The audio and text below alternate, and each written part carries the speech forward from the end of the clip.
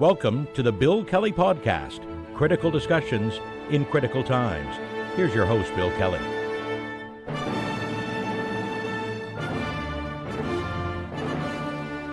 Hey, welcome to another edition of the Bill Kelly Podcast, critical discussion in these critical times. I'm your host, Bill Kelly. Good to have you with us today. Over the last couple of podcasts, we've been talking a little bit about the crossing of the floor. Of course, Chris d'Entremont, the former Conservative MP who crossed the floor and now has become part of the Liberal caucus. Another one who we're told was rumored to be crossing and ended up resigning altogether. Some people are telling us it was because of pressures going on. The thing we mentioned, though, and I think this was in our last podcast, how radio silence from Pierre Poilievre ever since all this started. He walked out of the House when all this was going on, of course, did not comment about it, has not commented about the crossing of the floor or any of the other thing that's going on, especially about some of the stories about a lot of dissent within the Conservative caucus. Well, today, as a matter of fact, just moments ago, Mr. Poilievre finally, like the groundhog on February the 2nd, stuck his head out of the ground and has decided to respond. And by the way, and I use that word respond rather loosely because all he really did, typical Poilievre fashion, was start coming out here and mouthing off about his perception about the budget and the same talking points that he used last year during the election campaign, which Canadians obviously had dismissed. But it was the same old Poilievre with the same old guy with a chip on his shoulder, armed to the teeth, of course, with misconceptions and untruths. Well, we can call them lies. What the hell? About the sorts of things that are going on. So I don't want to play the whole half hour. I wouldn't subject anybody to that. But the last couple of minutes of it, when they opened it up to questions and answers, which you knew what was going to happen as soon as that. Okay, let's say first of all, Poilievre has this incredible disdain for the media because they actually quote him and they record him so that he can't say I didn't say that. They play it back, so he's pissed off to begin with. So there was one question that was about the floor crossing. Now, keep in mind, just to set the context here, Poilievre's whole idea of coming out finally to meet to the public and talk was basically to get his talking points about, slam Carney and slam the Liberals, yada, yada, yada, right? He didn't want to talk about the floor crossings, but it came up during the question period anyway. So I want to play that clip and give you some context as to what's going on. So let's bring that up now. You lost 2 MPs the week of the budget. One cited your leadership as a reason for leaving. I just want to put Carney and the Liberals to the side here, just as you personally. Of course you do. Does this say anything about your leadership? Have you maybe reflected on your leadership style moving forward? No, my plan is to continue to lead and be the only leader in the country that's fighting for an affordable Canada, where our people who work hard can afford a home and food. That is my agenda. And I will just quote Mr. d'Entremont when he speaks about Mark Carney. He says, after 6 months under a new Prime Minister who promised financial discipline, Canadians are still waiting. He said that he would be judged by the cost of groceries at the store. Well, Canadians are judging him, and they are not impressed. All right, let me stop it right there, okay? And this is the problem. We've talked about this in past podcasts. I think I'm like a lot of other Canadians. I can only take this guy in small doses, and even then, it's pretty hard to swallow because the vile and the misinformation is just spewing out of this guy's mouth. First of all, I just want to harken back to the beginning of his answer, such as it was. When the reporter says, "I want to set Carney and the budget aside for just a minute," and he says, "Of course you do," which is exact. You understand what he's saying there. He thinks the media, everybody in Canada, all the media outlets are pro-Carney, pro-Liberal, and they give him a soft ride all the time, and they're always against Poilievre, which is first of all an incorrect characterization. And I mentioned this on the podcast. And anybody who's done any research since the budget was released, as a matter of fact, can tell you, I don't know that anybody on CBC, CTV, or anywhere else, Global News, you mentioned it, certainly not in the Post newspapers. Nobody gave Carney an easy ride because of the budget. They raked him over the coals for a whole lot of reasons. Some of it legitimately, a lot of it not. So for him to suggest here that the media here is on side with Carney is total BS, quite frankly. But I just wanted to bring that up and highlight that again because that's this guy's mindset. Right off the bat, before he even starts talking about this, he wants to create this perception, or at least reinforce his perception, that he's the only guy, he's the lone wolf here, and everybody is against him, and everybody is they're advocating for the Liberals, and it's crap. But you see, this is where he's coming from. Now, I want to go back to the last part of that, where he starts quoting from Chris d'Entremont, who's the MP that he's referring to, because the question was about the floor crossings. And, does this suggest the fact that one guy has already crossed the floor, another guy, we're told, wanted to cross the floor and basically was threatened if he did, so he's resigned his seat altogether, indicates that maybe there's some dissent within the Conservative caucus. Does that mean there's a concern about his leadership style? And you heard it. That's the only thing Poilievre said about that. One word answer, no. And then he simply went back to his talking points about Carney, which tells you that he doesn't want to talk about this because obviously it's a sore point. The fact that d'Entremont himself and others who want to remain nameless for obvious reasons have suggested that there's a lot of dissension within the Conservative caucus, that they don't like his leadership style. They don't like the way he treats the members of the caucus. They don't like the way he talks about the media. They don't like the fact that he has suggested that Justin Trudeau should be jailed. The MAGA influence on Poilievre, of course, is so evident these days, and it's making a lot of people, even within the Conservative caucus, very uncomfortable, because they don't want to be seen as Trumpers and as Maple MAGA. This guy wears it on his sleeve and is proud of it, sadly. And obviously he's going to try to manipulate the circumstance here to simply say, well, this is all on those guys. And quite frankly, it's not. I mean, we were told before d'Entremont crossed the floor that there were rumors that there were possibly 6-7 people that were considering doing that. And that we're even told even now that there probably won't be any more floor crossings, but there could be a couple of people that may sit as independents rather than be part of the Conservative caucus because they don't like Poilievre. And can I remind you about what we talked about in our last podcast? The survey that was done that indicated that 64% of Canadians think that the Conservatives should change leadership. So this guy's pretty angry right now because he can see things closing in on him. So he's going to lash out, which is, instead of being an adult about this and talking about it and meeting the questions head on, and the fact that, maybe there's some problems with dissension within the ranks here, he's just going to simply dismiss it and say, as he always does, this is typical Poilievre. It's everybody else's fault. Not me. I don't do anything wrong ever. I don't say anything wrong ever. It's everybody else that's screwing up here. So that's the context for this. So, and you heard him, the quote that he used from d'Entremont, which, by the way, was a statement that d'Entremont made in the House of Commons. Can we bring that up? Because we've checked on this, and I know Poilievre just hates it. He hates it when people fact check what he's saying. We're just supposed to take, everything he says as gospel. Which I don't. But the reality here is that we did some quick checking because, again, this was just moments ago that Poilievre was beaking off like this. d'Entremont's comments were actually made in the House of Commons. They have member statements and there's a question period. So there was an opportunity for backbenchers on both sides to get together.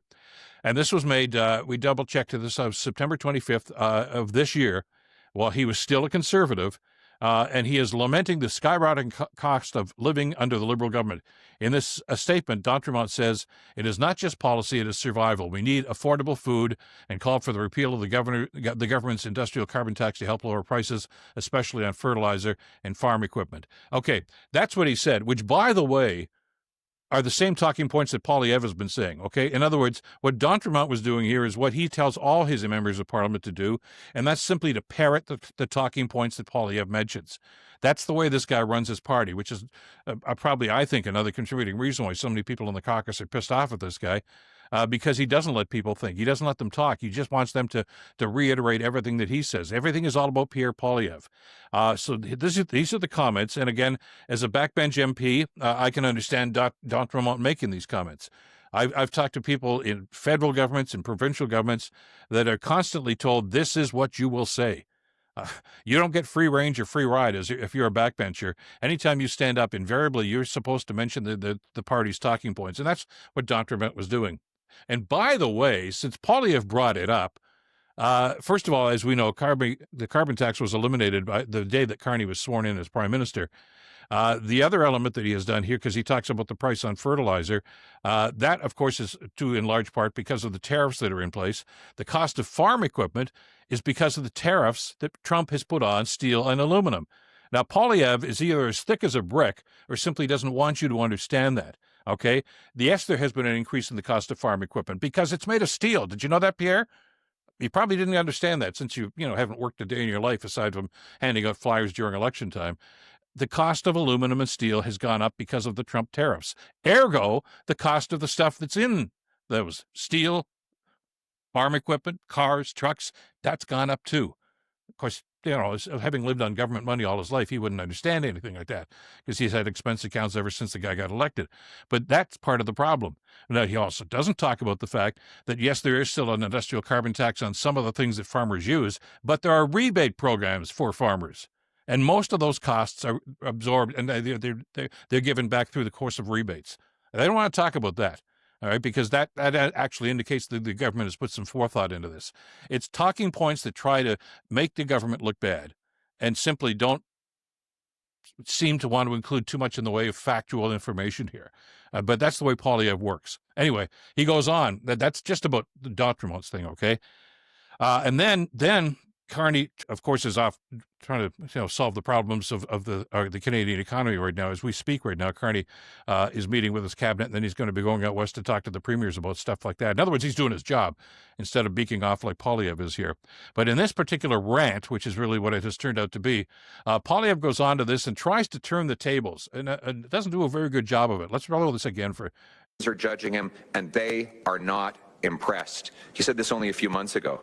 Since the Liberals came to power, food prices are up 40%.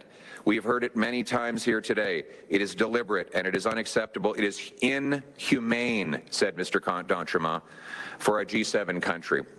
So he said that Liberal food price inflation under Mark Carney was inhumane, and I couldn't agree more. And I feel badly for the inhumane conditions, to use his own words, that he is now supporting for his own constituents. But I won't just quote... Whoa, time out. I got to throw a flag on this. 40% increase in price. Again, that's not true. There has been a 3% increase, but that, of course, has happened every year. There's a 3% inflation for grocery prices, has been every year. There was an immediate increase in grocery prices. I don't need to tell you that because we experienced it, didn't we, anytime we went to the grocery store. However, once it was determined that the counter tariffs that Carney had put in place because of Trump's tariffs may be having an impact on Canadian groceries, you remember at the end of the summertime, Carney removed all those tariffs. They're gone. All right. That was September 1st. We're into November now.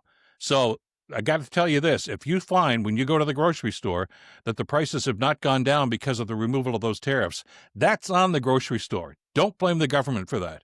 All right.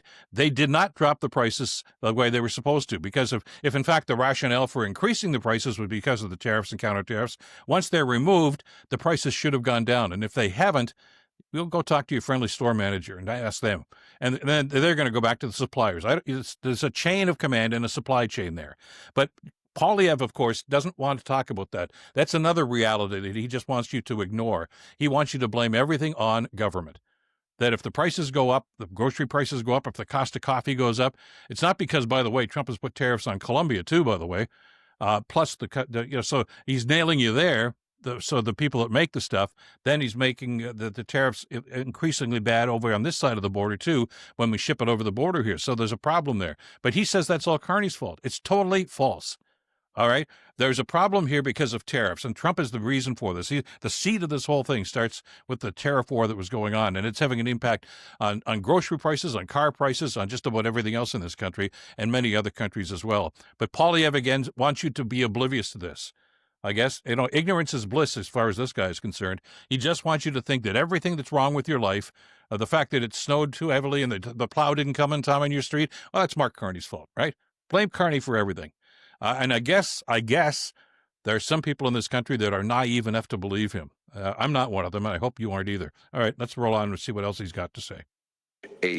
I'll quote Nate Erskine Smith, a Liberal MP, who now says that his children should not have to pay for Mark Carney's budget. Let me see here. Now to the bad and more fairly, where expectations were set at a level we failed to meet, including on the question of generational investments. The budget falls short of these specific promises in our platform, and it unfortunately falls well short of the wartime home building effort that many of us thought we'd deliver. It's certainly not a budget that should throw us into an election on an uncertain time, but it does not live up to its promise of generational investments. He goes on to say that this is Mr. Nate Erskine-Smith, a Liberal MP, that Mark Carney has broke his promise to spend less, with $90 billion of new spending, only 36% of which is actually capital. The rest is more costs. So when you have a Liberal MP attacking all right. Whoa. Okay, let me clarify this, okay? And again, I'm going to do something that Poilievre rarely does. I'm going to inject fact into this as opposed to the political BS, okay? First of all, yes, we knew the costs were going to go up. We knew that the deficit was going to be larger. But as the Prime Minister has explained and many other people have explained, you have to spend money to invest money. If you want to have a return on these investments, and that's something governments haven't done very well, including, by the way, his old boss, Stephen Harper, didn't seem to grasp that either. And Harper was supposed to be a guy who, I studied economics in university. Okay, I studied geography too, but I'm not a geographer. But this is a guy like Prime Minister Carney, whose background and his CV is ripe with financial expertise. He knows what he's talking about here, and it's about the return on investment. It's spending money to improve port facilities, to improve roads, to improve capital projects, and of course, Poilievre doesn't want to admit that. He doesn't want to admit that. So he's going to quote. By the way, Mr. Poilievre, if you're going to quote somebody, first of all, learn to pronounce his name. Second of all, maybe you could read the quote ahead of time, too. Just a little tip here from somebody who's done a little broadcasting, okay? If you want to speak in the public realm, make sure you got your facts straight, okay? Mr. Erskine-Smith, by the way, is a former contender. Well, I don't even know if he was a contender, but he threw his hat in the ring for leadership of the Liberal Party. And of course, he did not get very far, as you might expect. He ended up winning. Mr. Carney, of course, won it by a substantial margin over all comers. Then, as far as Erskine-Smith was concerned, to throw things a little bit further into the mill here, when the Prime Minister finally did get sworn in and announced his cabinet, Erskine-Smith was not included. So you've got a disgruntled, pissed-off MP, a backbencher now, who didn't want Carney to be his leader in the first place, who had his own agenda as to how he thought the government should be running, which was way too close to Justin Trudeau's agenda, for my liking anyway, and I think for most of the Liberals' liking. So you see, this disgruntled guy here is speaking out against what's going to happen with the Carney budget. It's not the sort of thing that Nate Erskine-Smith was going to do. We all knew that. So, for him to suggest that that's the strong voice within the Liberal caucus, those are the voices of dissent, is a total misrepresentation as to what's really happening here. He goes on and talks in just a second here about John Wilkinson, too, who was the former environment minister, again, under the Trudeau government, who was excluded from the cabinet that Mark Carney decided to go with here. Both of them are people that clearly were offside with the agenda and with the direction that Carney wants to take, not just the Liberal Party, but this country right now. So why would you include them in the cabinet? So you've got a couple of guys who are, their feelings are hurt right now because they didn't get what they wanted. So all of a sudden, Wilkinson hasn't really spoken out about this. Erskine-Smith has. And by the way, there's talk that he's probably going to quit the Liberal caucus anyway because he may run for the leadership of the Ontario Liberal Party once again. He tried that before, too. So this is a guy looking for a position for himself. So take what you want with a grain of salt with the so-called quote here. But for Poilievre to hold Erskine-Smith up here as the voice of dissent within the Liberal caucus is a total misrepresentation and clearly a very lame attempt to try to sow what he's trying to sow here, which is to say, you think my party's got dissension? Look what's happening in the Liberal caucus. I can tell you something. When the vote finally comes on this, I guess it's going to be next week, Erskine-Smith will do what he's going to do, and he'll live with the results of that. But you know damn well that the Liberal caucus is going to support the Prime Minister. The believers is what you do. You surround yourself with people that are on side with your vision for this country, and that's what Mark Carney has done. Poilievre doesn't seem to understand that again. And again, it kind of goes back to what we were talking about in a previous podcast. Poilievre is not a team player, okay? And he does not have the vision, as we mentioned. He got elected the same year Stephen Harper came to power. But Harper didn't include him in 3 subsequent elections when Harper was reelected and said, okay, here's my new cabinet. Poilievre didn't make the cut at all. Probably about 9 years into the Harper mandate, he finally gave him a cabinet post without portfolios, a cabinet secretary of state sort of, which means, yeah, you can be at the table, but you don't have any real responsibilities. 70 different MPs had been selected for cabinet before he got around to picking Pierre Poilievre. That tells you the kind of leadership quality that the Conservative Party then thought of Poilievre. Carney sets a higher bar, and the people that are in that bar, that have met that bar, the people that you see in cabinet right now, this is a guy who's basically really, really ticked off. And now that it's out there, I know I'm sure they were trying to suppress this for the last couple of months, but it's out there. It's in the open now because of D'Entremont's crossing and some of the comments that are being made now by people who don't want to have their names attached to these comments. Everybody is aware of the fact now that there's a lot of dissension within the Conservative caucus. Now, I don't know what that's going to do with the leadership review that's going to be happening, but that's Poilievre's problem at this stage. So let me run the last bit of this and we'll finish this up. Credit card budget that Mr. Carney has put forward, then we see turmoil in the Liberals, and I know that there will be wall-to-wall coverage on CTV of this turmoil, of a Liberal MP criticizing his own budget days before the vote. I know you're camped outside his office right now, waiting to get comment from him. I know you've been chasing Mark Carney down hallways to find out what he has to say. I mean, it's just been the relentless coverage that you will have of this dissent within the Liberal Party. I understand. Okay. All right. First of all, the dissension is in the Conservative Party, Mr. Poilievre, not the Liberal Party, as you're suggesting. And you've got one disgruntled backbench MP who's pissed off at Mark Carney, but he's been pissed off at Mark Carney long before Carney even became the Prime Minister, okay?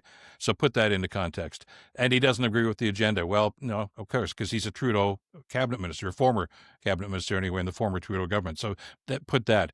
As to the media chasing Carney down hallways, they didn't have to, Mr. Poilievre. Carney made himself available to the media to talk about the budget and talk about the implications. He's been out there. He's been out there talking. He's been out there answering questions ever since the budget was presented. That's what a leader does. They make themselves available, and they stand there and they try to defend their positions. They back it up with facts and substantial efforts to try to indicate exactly what they're trying to do for the Canadian people. You have been, I don't know, doing what for the last 2 or 3 days, and then all of a sudden, as I say, you jump out here and you just want to start reiterating the same acerbic, incorrect talking points that you've always done. That's not what leaders are supposed to do, and that's not what this country needs right now. So I apologize for getting physically angry about this, but I mean, I take so much of this guy, and the indicators that we're starting to see from some of the polling that's being done on a national level, more and more Canadians are getting pretty ticked off with this guy's style, and he doesn't get it. He just doesn't understand it. That what he's saying and the way in which he's saying it, and the lack of factual information that he's actually using to make his points, is really starting to rub the wrong way with Canadian people.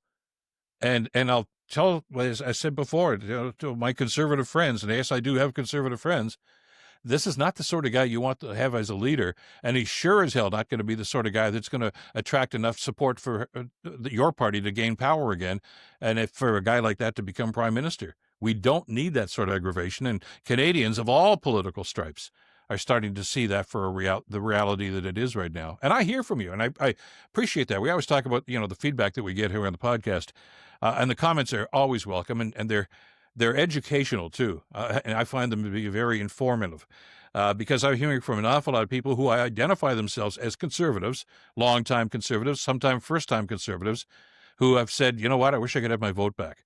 Because I got hoodwinked by this guy. The sunshine of roses that he was talking about. He's a mean-spirited man. He's a man without a whole lot of vision. And now he's a bitter man because all that's out there in the open right now. So I understand why he's angry the way he is, but by reacting the way he's doing there in this clip that we've just been playing, I think it's just another true indicator as to what kind of an individual this is and why Canadians have such a low opinion of him. And he's not doing anything to try to improve that, because basically he doesn't think he has to.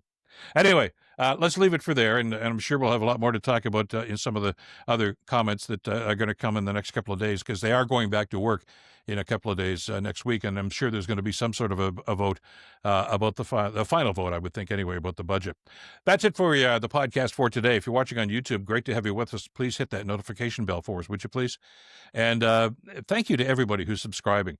I know a lot of folks have jumped on and jumped on board with our podcast over the last couple of days because of the conversations we're having. We want to talk about this. We want to bring the facts to you, as opposed to some of the spin that people like Poilievre and others are trying to put forth as information, and it's not. And we really do appreciate you jumping on board and not just watching us and listening to what we're saying, but responding to it too. That's sort of the dialogue that we need in this country these days. Thank you to Madeline Kelly for the great work in producing the program, as always. Until next time, I'm Bill Kelly. Stay in touch and stay informed. Bill Kelly Podcast brought to you by Wizen's Law, personal injury lawyers. Listen, you didn't choose to get injured, but you can choose the right lawyer. Wizen's Law, 905-522-1102 or wizenslaw.com.